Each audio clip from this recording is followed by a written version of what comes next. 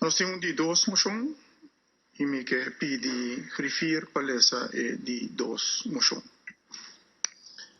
Parlamento de Corsou, em sua reunião pública de dia 13 de agosto de 2015, considerando que o Ministro de Assuntos Não General está responsável pelo funcionamento do Ministro Plenipotenciário na Holanda. O Ministro Plenipotenciário nota uma função com responsabilidade ministerial. O Ministro Plenipotenciário, seu funcionamento está determinante para o funcionamento de Casa Corsou na Holanda. Bom funcionamento de Casa Corsou está importante para a cara e bem-estar de Corsou. A base de uma investigação de SOB para a administração de Casa Corsou no período 10 de outubro de 2010 até 31 de dezembro de 2013 a constatar certa deficiência.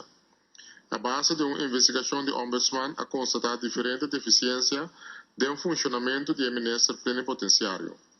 Começará a setor local é possível para eliminar conflito e estabelecer uma relação sana de trabalho e bom funcionamento do Ministro Plenipotenciário e Casa Corsou.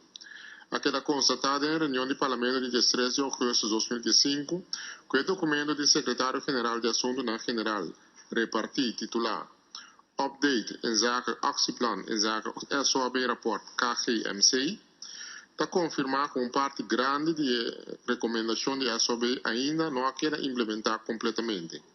Está decidido para urgir para o Ministro de Assuntos Não General assumir sua responsabilidade e implementar as recomendações de SOAB e Ombudsman. Para apresentar no Parlamento, de um término de 2 lunas, um plano de ação quanto vai ou sigue implementar as recomendações arriba mencionar e passa para a hora de dia. A moção aqui é da firmar para membro Davalar, Welso, Rosaria, Cleopa, Franco, Moses, Córdoba, Sulbaran, Leonora e Rafano. Da agradecer referir palestra moção.